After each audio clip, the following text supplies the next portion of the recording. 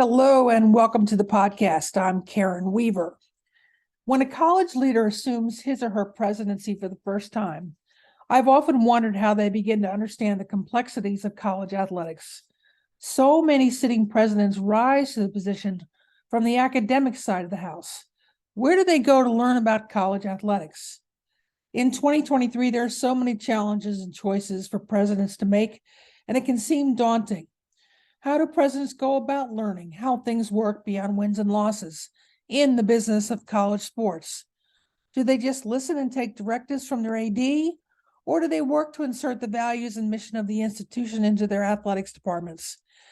And how do presidents work to understand the conference and national issues impacting college sports today? My guests today are two longtime professional colleagues and friends. Mari Cauce is the 33rd president of the University of Washington, where she has been a member of the faculty since 1986. She's a member of the Pac-12 Conference executive leadership team and was a part of the group that hired current Commissioner George Kliavkoff. She is deeply aware of the fast-changing dynamics in Power 5 and Pac-12 programs. James Soto Antony is the Dean of the Division of Graduate Education and Professor Education Studies at the University of California, San Diego. Along with Mari, he is the co-editor of the College President Handbook, a sustainable and practical guide for emerging leaders, a dynamic book published in 2022 that includes relevant information for new presidents across many of their responsibilities. Jim has closely followed the changes in college athletics in the last 20 years as a researcher and was the founder of the University of Washington Center for Leadership in Athletics.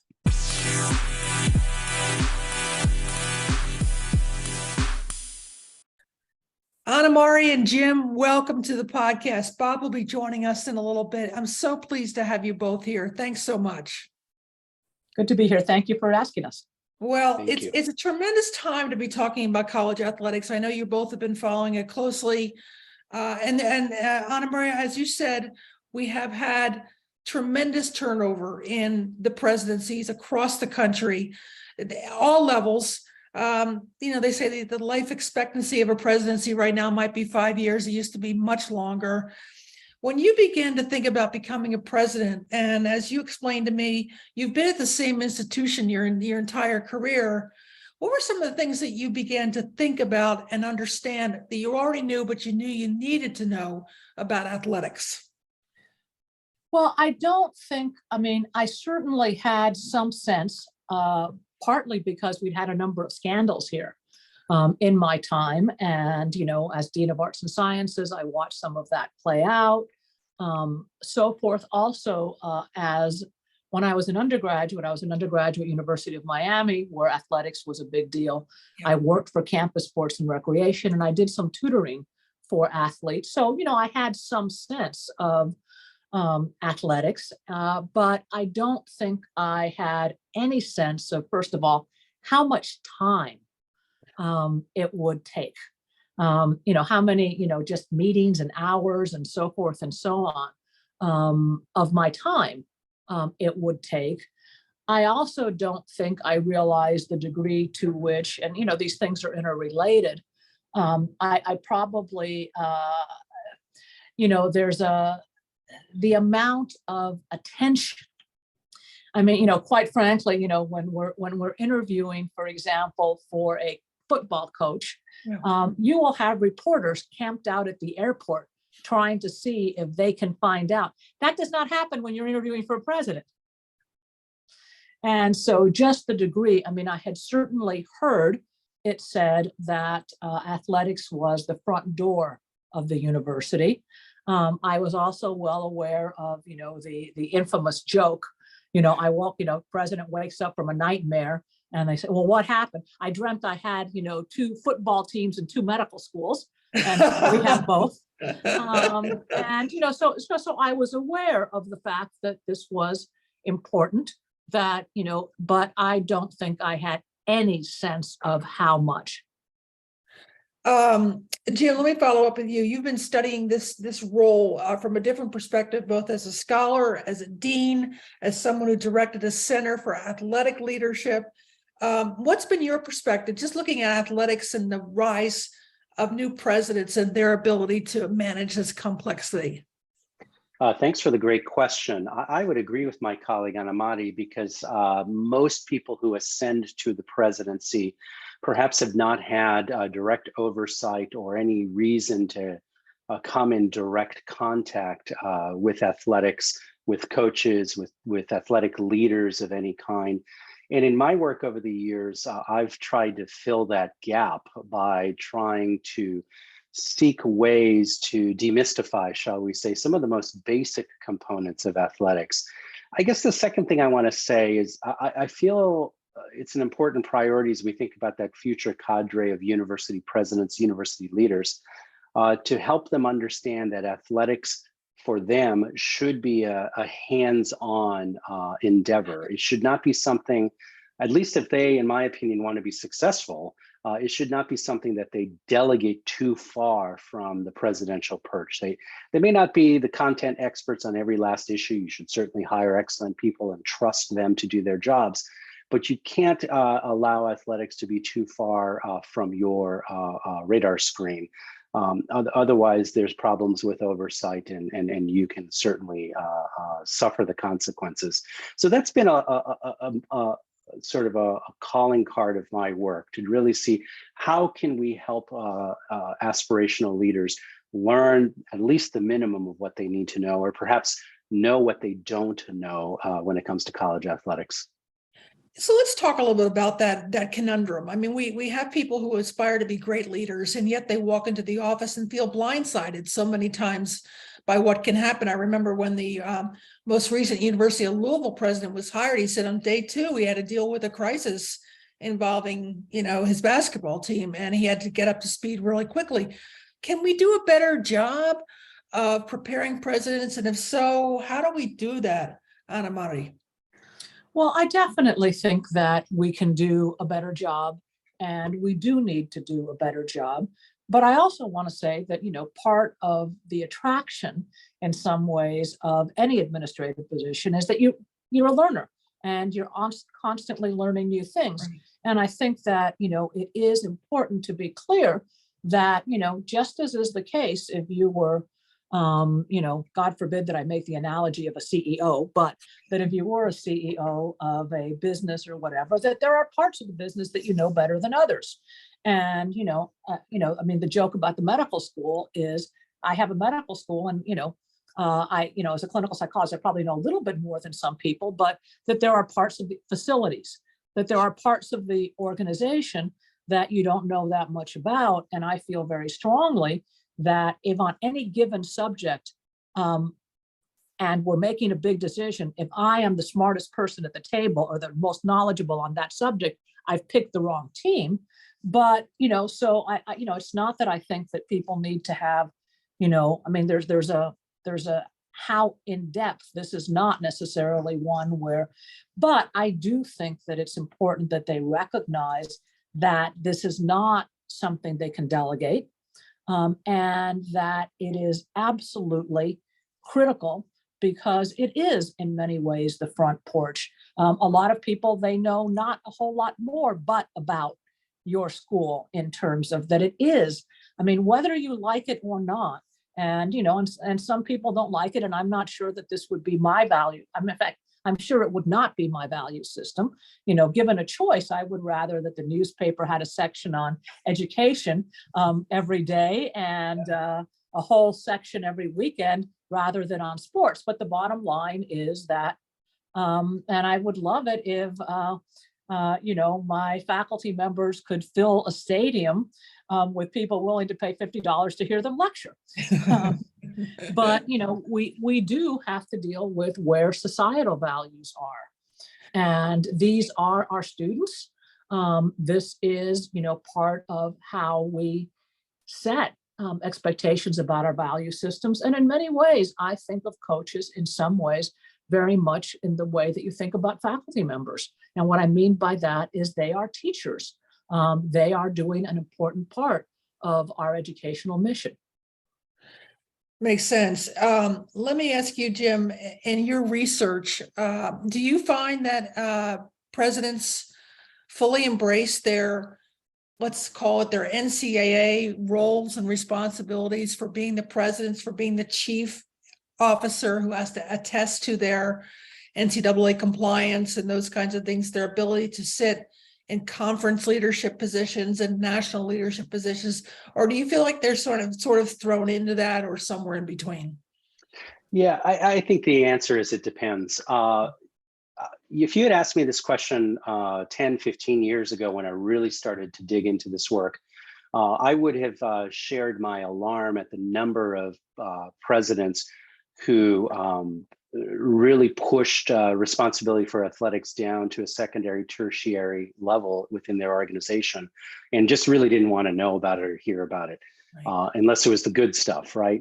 I think we're now in a very different place in higher education history where there have been so many high profile events that most people entering these roles, particularly at institutions that have high visibility athletic departments, they understand that the buck stops on the presidential desk. So for better or worse, presidents have to embrace the notion that they have some responsibility.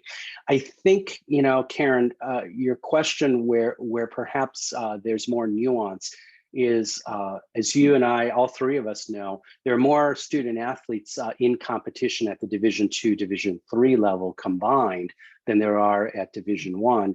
And I sometimes worry that at D2, D3, there could be a collective abrogation of responsibility from the president's suite to other parts of the organization. And I hope presidents at those institutions understand that even they too have to be all hands on deck when it comes to understanding the athletics component of their institution. I want to second what Jim just said, because I've been surprised. There are many high profile private institutions have a much higher percentage of student athletes than we do at the University of Washington. So it is a very substantial, in some cases, part of their student body.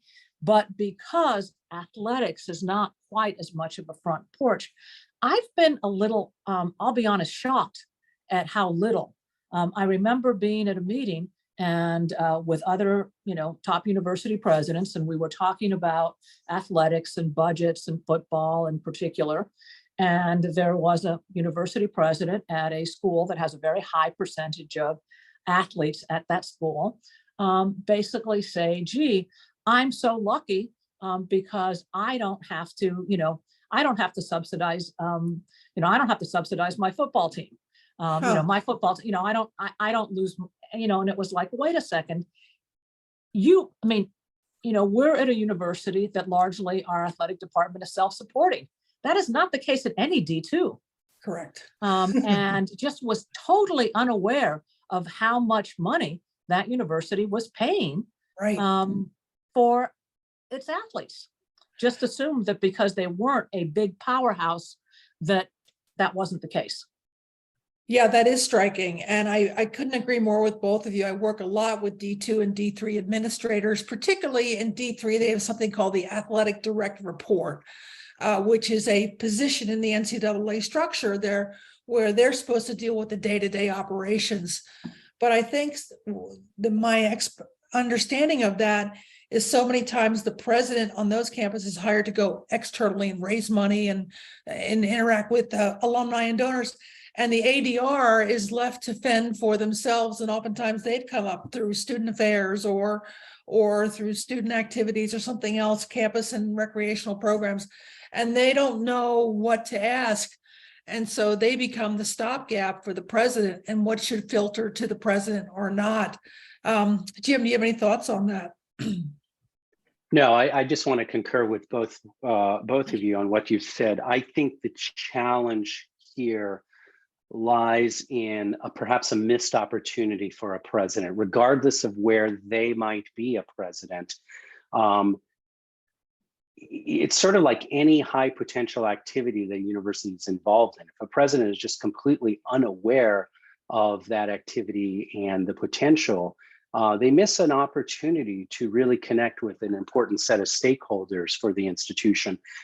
I will be frank, and I think, Karen, you might agree with this because you certainly are in touch with D2, D3 institutions on a much more regular basis than I am, but the alumni and particularly former athletic alumni at D2 and D3 schools are just as passionate for their athletic cause as any D1 sort of quote unquote big time athletic enterprise.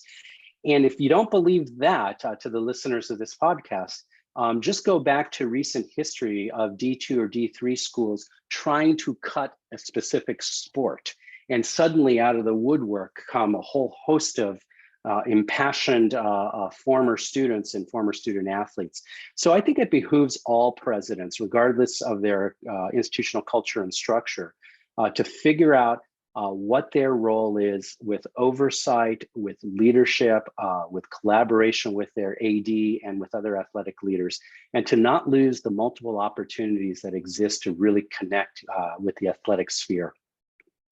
Well, and I think it's also really, really important to have that connection, quite frankly, between the athletic and the academic sphere. For example, we have FARs, faculty athletic representatives, and at some places they tend to appoint individuals that are, to use a bad word, jock sniffers. In other words, people who are just crazy about athletics, and certainly, the FARs that we've appointed, that have been appointed in my time as presidency, are people who care passionately about athletics. But for example, the first FAR in my time as president is now dean of the business school. The FAR that I'm working with right now has an absolute national profile in her area of sociology and is actually now our faculty regent. These are people that are absolutely respected across campus for their academic values. And so when they talk about what we're doing to support our athletes academically, about how we look at academics in our athletes when we're recruiting, et cetera, it's not, they have, it matters what they say, that these are people where their integrity, their academic integrity is really unquestioned. And that makes a difference. That is a crucial role on campus at all levels. And more is being asked of those folks now than ever before under the new transformation structure. So let me ask you this. If you both could think of 3 things that you think are the most important things for new presidents to know about their athletics program, what would you say? And Mari, I'll start with you. Well, I think it's really important that they understand the budget and how it works, to what degree they're subsidized, how those subsidies happen, whether it's student fees. We're one of the few schools that doesn't have student fees, how that whole system works, and to have some sense of, where they lie on the hierarchy, and what, how far, where they want to position themselves, but to understand the budget, how it works, et cetera. I think that the second part is that it's absolutely critical that they understand, how shall I say, the kind of academic support, values, et cetera, that there are places, for example, that routinely accept students, under the athletic that would never have gotten in otherwise. Right. There are places where that's more exceptional, and that you have, for example, we have a committee that has included the Dean of Arts and Sciences that makes decisions as to whether we're going to, in other words, they need to understand what kind of academic support are students given, what are the expectations, et cetera, in terms, they need to understand whether or not, for example, a lot of people have been taken, what are the courses that they're taking? I think it's important to do a bit of an examination. Sometimes you do find classes that are being just there for athletes. That was when I was Dean of Arts and Sciences, that was an issue in one of our departments that we had to clean up. And so I think they need to understand that. I also think that they need to understand, this is part of the funding, but a little bit separate, all those issues around fundraising. And issues with alumni and that end up getting involved in everything from recruiting to sometimes part-time jobs there are a lot of NCAA violations that are not necessarily done by the university per se, but through the alumni and fan base support and what that's like and how that's managed. It's a good point. Jim, what would be the 3 things that you would recommend? Well, in no particular order, I'd start with any president should really understand their institution's mission, culture, and values, independent of athletics. Sure. But then once they really have embodied and truly understood those 3 things, ask themselves where athletics fits in to the mission, the culture, and the values. I would say the second thing I would recommend is they should understand the people. And what I mean by that is who is over in athletics, from your AD to, without micromanaging the AD, to understanding coaches and the overall administrative structure there. Get a sense of the talents that are in place, get a sense of alignment with institutional mission, values, and culture, because when all is said and done, you're going to be relying on those people to give you the best advice possible. And hopefully that advice is aligned with mission, institutional culture, and values. I'd say probably the final thing I'd recommend is a president should actively seek, as opposed to avoid, what might be the potential challenges, or shall we say bad news, that might be lurking around the corner. I think presidents should create cultures where people are welcome and even encouraged to discuss openly what those challenges might be, as opposed to a culture of fear. Oh, we're not going to tell the president about this. We'll figure it out on our own, and then that thing festers and becomes a scandal. So those would be the 3 things I might recommend. Yeah, I'm going to add one more thing as Jim was talking that occurred to me, is that I think it's important to understand where athletics, and particularly where winning, to be absolutely, blunt about it, where it stands on the hierarchy of importance amongst your trustees. Okay. I Can mean, you there elaborate? Yeah. well, I can elaborate. There are certainly, institutions where you hear, I can't say whether it's the case or not, that basically, whether it's the football or basketball coach or whatever is more important than the president. And there are places where the expectation is that, the most important thing is winning, and period, end. And they'll, and you need to know, you need to have a sense of those things before you get there. And what is your tolerance level to be a president at an institution where, for example, it might be, because of who's on your board of trustees. It might be because of who your primary donors are, for a whole different sense of, but you need to understand, those things. Yeah. If I may, because Anna Mari is reminding me of yet another elaboration when I speak about culture, values, institutional mission, I might point out that, as we know, there's tremendous fluidity when it comes to, or portability when it comes to leaders. They might go from one type of institution to a very different kind of institution to become a president. And they may bring with them a background, a knowledge, or expectations about athletics, or even biases about athletics that frankly don't transport well to the new institutional type or the new institutional culture that they're inheriting. Here is a classic example of what I'm saying.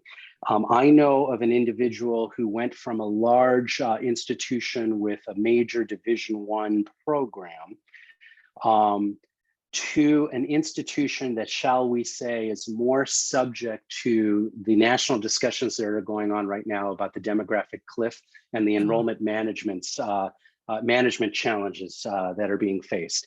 And what this individual had to learn quickly when I discussed it with them was that at that new institution, athletics was a strategy to contribute positively to enrollment management. Whereas at the old institution, athletic admits, if you will, or admissions slots, if you will, wasn't something that was discussed in a very direct way. But at this new institution, athletics was very strategically used as a way to ensure enrollment.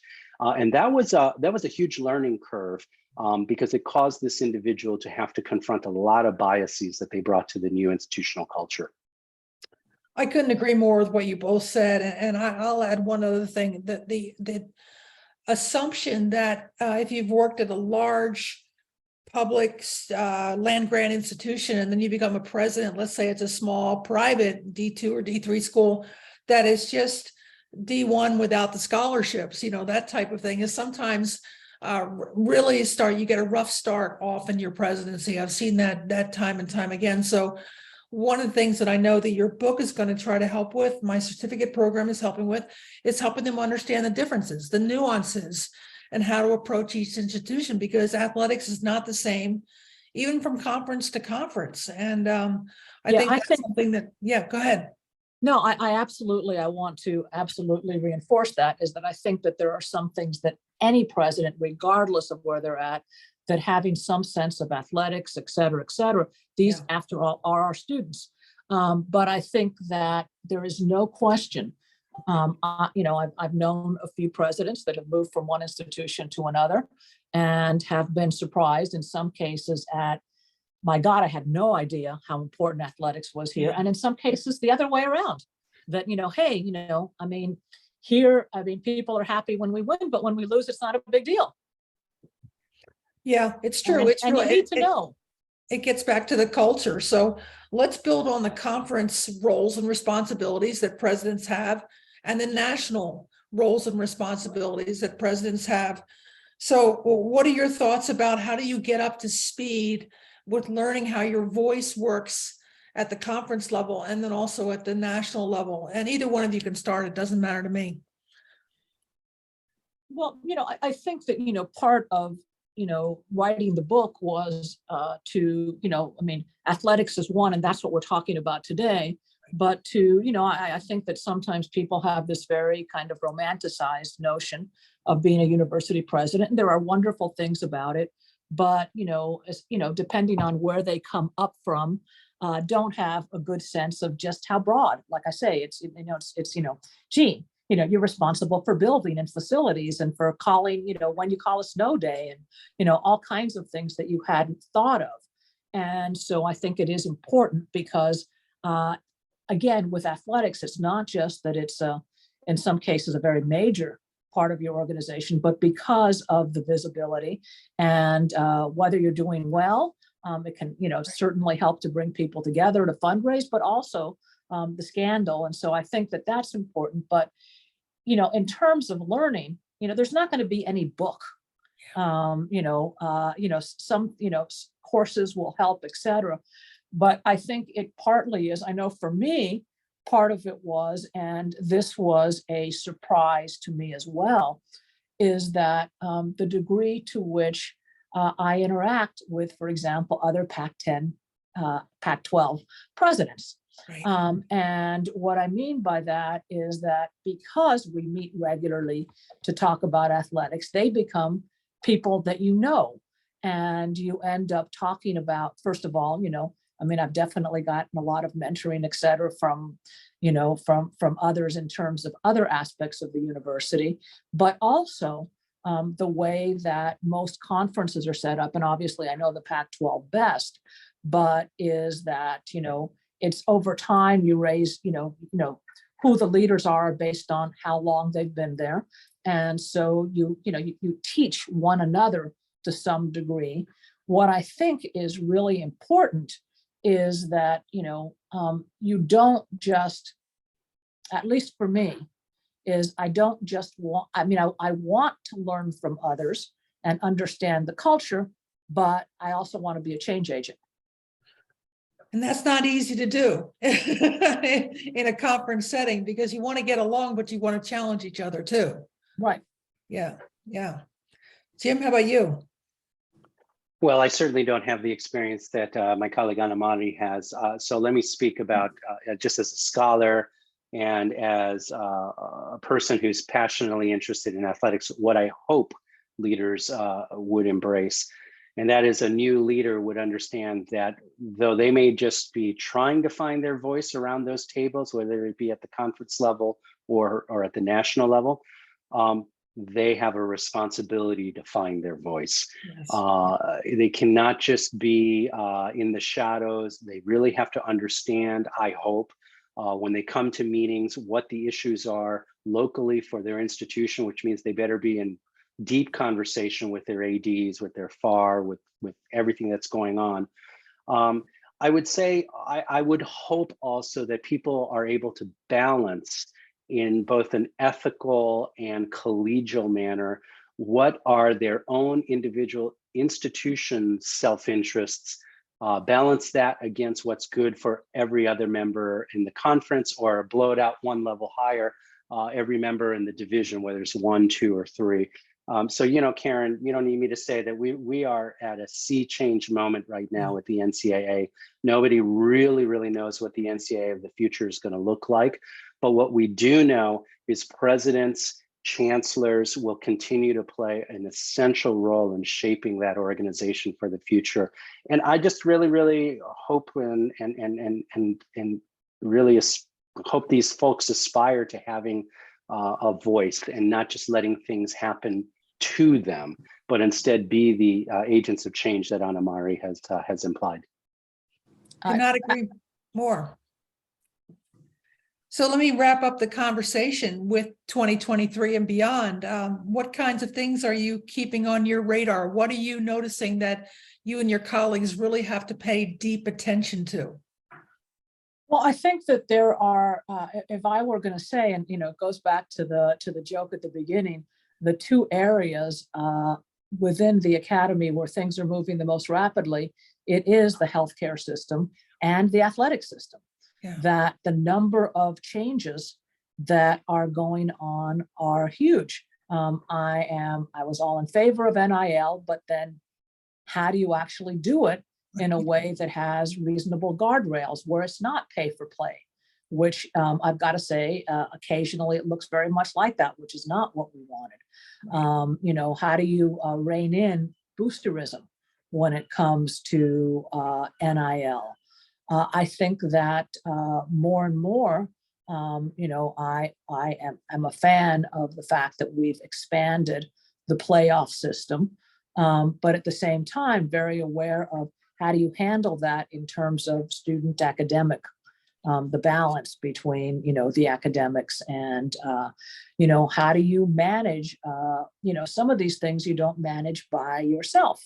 For example, I would love if basketball were more like football or even baseball, where there weren't one and dones. Where, either like, football, they'd say, you have to have played so many years, or like, baseball, you can go direct into the majors if that's what you want. Right. But, and you don't have control over all these things, but it's a landscape that's changing very, very rapidly. And there are parts of this that are unquestionably a good thing. Having worked with, having done some tutoring for some college athletes, particularly those from low-income backgrounds, et cetera, it is absolutely a wonderful thing that that they can profit more from NIL and so forth. There's no question about that, but it's also opened some floodgates that are, it's very, very difficult ground to figure out how do you do it in a way that's truly ethical. How do you deal with the fact that I've got to be honest, I am having some trouble swallowing what some salaries look like, and what some expectations. And it's not just, the yearly salary, but the guarantee of 10 years at that salary. And what is that doing, and what does it communicate? I mean, we can't, it is, it would be a violation about antitrust to put a ceiling on it, at least right now. But what does that look like? What does it say? I mean, I think we really are, in a situation where the amount of money that's floating around is really not necessarily having a positive influence. In fact, I'd say the other way around. Right, right. Jim? So I have several that keep me somewhat awake, if you will, in no particular order again. To echo Anna Mari's concern about money, I'm concerned about the emerging crisis of institutional haves versus institutional have-nots, which honestly is only going to play itself out in a pernicious sense at the D2 and D3 level. I really, really worry about that. I worry about the fact that we've known long for more than a decade about the supremacy of conferences. I think we've now turned a corner, frankly, where conference supremacy undeniably reigns. And so I guess in that vein, I worry that we collectively in higher education haven't thought about the hypothetical scenario of the D1 conference and then a split off, which we might call D1 prime. And that's a set of institutions that truly decides to do things its own way, leaving everybody else in their dust. Which, by the way, brings me to another one that I think the new NCAA president certainly must be on his mind. What is the future of the NCAA itself? In a scenario where conference supremacy really reigns, where there could be a D1 prime versus a collective D1, can we have an NCAA that remains relevant and vital for the future? I think that's crucial. Student athlete welfare continues to be a problem, a challenge, whether it's physical well-being or mental well-being. I don't think we figured that out. Gender equity, let's be real. We have an unbelievable number of challenges that persist around gender equity. And I'd say the last thing is diversity. It's shocking to me, Karen, the lack of ethnic diversity that exists in college athletics, whether it be at the highest administrative levels, to the coaches, to rank and file administrators. That has got to change. So I would say 2023 and beyond, these remain some of the persistent challenges I hope we focus on. Yeah, I want to add to what Jim said about race, because I think that just as important in terms of race is the I don't believe that anyone would have ever done this way purposefully, but the bottom line is we have some sports that are primarily made up of Black and brown individuals that are low income, that are subsidizing very wealthy white students. And that is very, very difficult. And people aren't owning up to the fact that that is the truth. Yeah. We talk about, when we tend to talk about the problems in athletics, we think, football and basketball. There is a huge issue in terms of the number of other sports that we have that are entryways. That's what the admission scandal found, that are entryways into the highest level of, and that are now, and often we use gender equity as the excuse, are now heavily subsidized. Students that don't need to be subsidized are heavily subsidized, and who is subsidizing them? And people, it's become much more transparent than it used to be. And I think that to just turn our heads and may pretend that that's not part of the issue, I think is really problematic. I personally would like to see a lot more of athletic scholarships be actually based on financial need, even if it's for the entire, very much, I've said this before, and it doesn't seem to be a very popular opinion, but very much like we do with schools, where if you have enough low-income kids in a school, the entire school gets something. So, because, you don't want one player next to another, but that, just because you are providing athletic scholarships and, maybe academic pluses, et cetera, to the football team or track team, does that mean you have to do it to the lacrosse team? Right. Obviously, if lacrosse has enough low-income students, yes, you should. But I have a lot of trouble with that, because that is unquestionably part of what is making athletics so expensive. Yeah, no doubt, no doubt. Well, I tell you, you have given my listeners a ton to think about in this space. I'm going to encourage every one of my wannabe presidents and senior campus leaders to listen to this podcast. I'm also going to share with some of my students so that they can think about some of the broader challenges that leadership faces in this era, and how we can encourage good leaders to rise to the challenge and come up through the ranks and embrace some of these real issues that face college athletics today. I also want, before we end, I do want Yeah. to say that there are some absolutely fabulous things. I mean, I think that I don't think it's a coincidence that so many women leaders were in athletics, whether they were in high school or in college. I think that the kind of discipline that is taught, the fact that in college athletics, you learn that, that after you win, you shake the hand of the person you've been playing with, and you probably have more in common. That just because you're competing doesn't mean that they're enemies. And I think that there are wonderful, wonderful aspects to college athletics, the way in which it brings together people across the socioeconomic sphere to root, the way it can build school spirit. And so there are huge challenges here, but I also want people to understand that I think that there are incredible opportunities, possibilities, and rewards that can come from having a really good athletic department, which I am very lucky that I really feel we have. That's great. Thank you. I appreciate that. Well, thank you both for taking time and spending some good thinking time about what we need to be doing in the future. I hope my listeners will get a lot out of this podcast. So again, thank you so much for spending some time with us. Thank you, Karen. Thanks for the invitation. You're welcome.